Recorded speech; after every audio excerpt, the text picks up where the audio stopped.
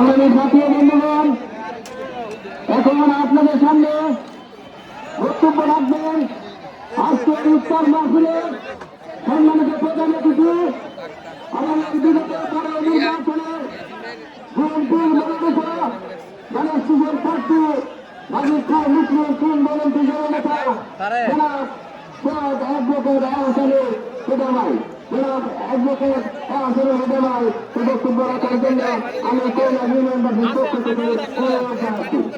একটু ফিস্টার back sector দাও আমরা রানিং সবাইরে দাও বুতল আছে আনতাছি আমি সকলকে একটু অনুরোধ করছি 2 মিনিট 2 মিনিট আপনারা একটু কথা শুনবেন, দয়া করে আমরা একটু চুপ থাকি।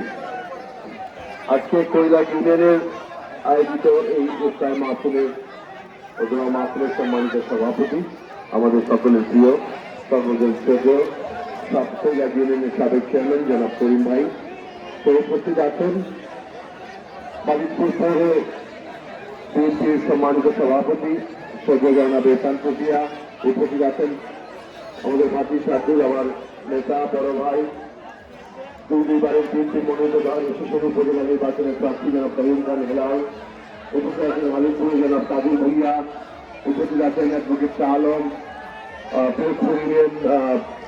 সভাপতি মাহমুদ আলম মিশন এবং কৈলাগের নেতৃবৃন্দ হাসিম মানিক এখানে উপস্থিত আছেন আজিম ভাই সহ অন্যান্য জুনায়েদ সকলকে এবং উপস্থিত মুরব্বিয়ান আজকে যারা উপস্থিত আছেন সকলকে আসসালামু আলাইকুম।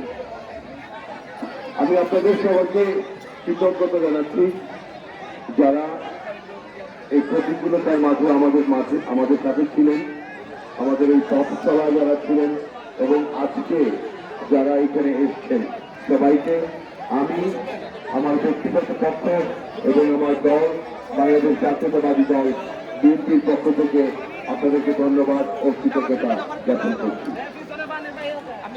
গণতন্ত্রের সৌন্দর্য জয় পরাজয় থাকবে, সংখ্যায় হয়তো আমরা পিছিয়ে আছি, মানুষের অধিকার এবং ভবিষ্যৎ যেই সংগ্রাম সেখান থেকে আমি কিছু পা হব না।